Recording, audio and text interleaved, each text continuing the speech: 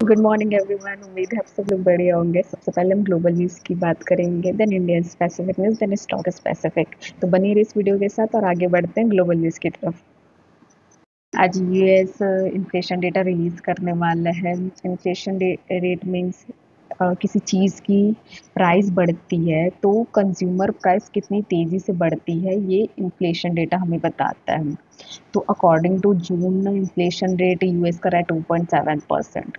और उम्मीद ये लगाई जा रही है कि अभी अगर इन्फ्लेशन रेट अगर कम होता है तो फेड रेट में भी कम कर सकता है। अगर ऐसा होता है तो कंपनीज को अच्छा प्रॉफिट होगा, क्योंकि अगर अगर फेड रेट कम होता है तो बोरिंग सस्ती मिलेगी, इससे कंपनीज को, जो स्टार्टअप्स हैं, इनको बहुत ज़्यादा बेनिफिट होता है।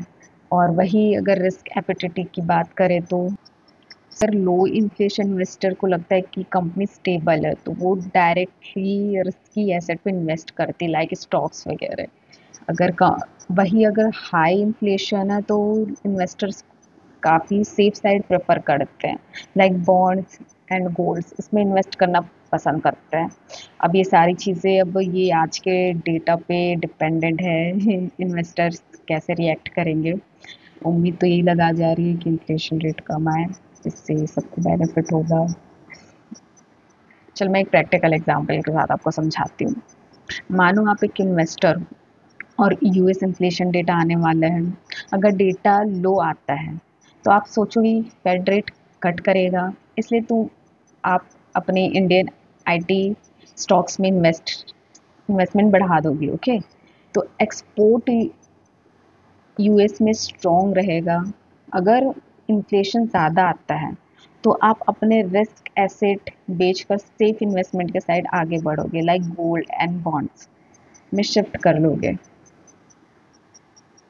15 अगस्त को mister Donald Trump and mister Putin का समिट होने वाला है।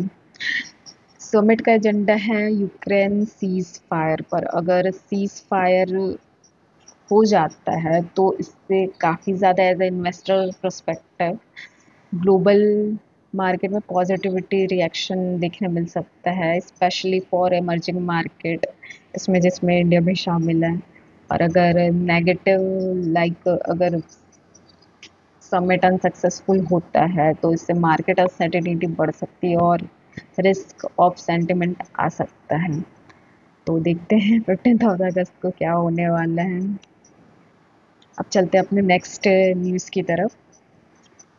जेडीपी रिस्क की बात करेंगे तो मूडीज़ ने वार्निंग दी है। Moody's global credit rating agency है जो basically financially research and risk analysis company है, जो दुनिया के सभी मतलब कंट्रीज़, कंपनीज और बॉन्ड्स के क्रेडिट रेटिंग देती है।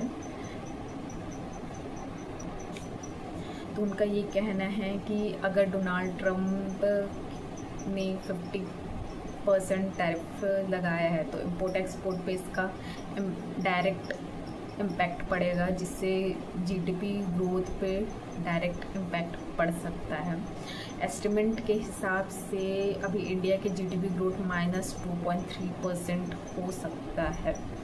रीज़न इसका यही है कि जो हाई टैरिफ मैन्युफैक्चरिंग स्लो हो जाएगी और प्राइवेट इन्वेस्टमेंट का फ्लो कम हो जाएगा, क्योंकि कंपनीज अपना प्रोडक्शन एंड एक्सपोर्ट रिड्यूस करेगी ना। आरबीआई भी इस चीज़ से अवेयर है और वो फिज़िकल सपोर्ट्स और लिक्विडिटी सपोर्ट कर रहा है ताकि इससे इम्पैक्ट कम हो सके। और अगर सही पॉलिसी एक्शन हुआ तो मार्केट का पैनिक कम हो सकता है। वही लॉन्ग ड्यूरेशन तक ये टैरिफ लगा रहा तो स्ट्रक्चरल प्रॉब्लम बन जाएगा, जिसका असर लॉन्ग ग्रोथ पे भी पड़ सकता है। और मैन्युफैक्चरिंग सेक्टर की स्लो डाउन से जॉब क्रिएशन कम होगा और एक्सपोर्ट कम्पेटिवनेस गिर जाएगी।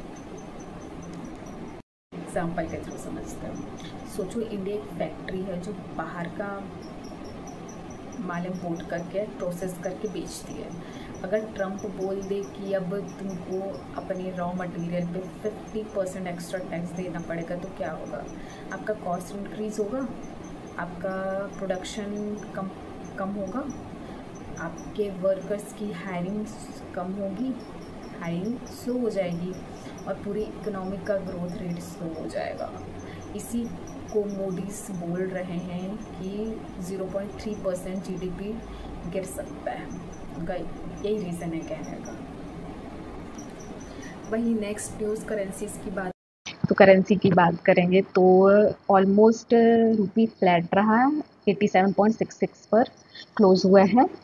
इम्पोर्टर्स की डॉलर्स डिमांड ने रुपी को ऊपर जाने से रोका, बट आरबीआई ने इंटरवेंशन करके कंट्रोल में रखा। रुपी का वैल्यू मार्केट में ओपन होते ही थोड़ा स्ट्रॉन्ग एस्टिमेट दे रहा था।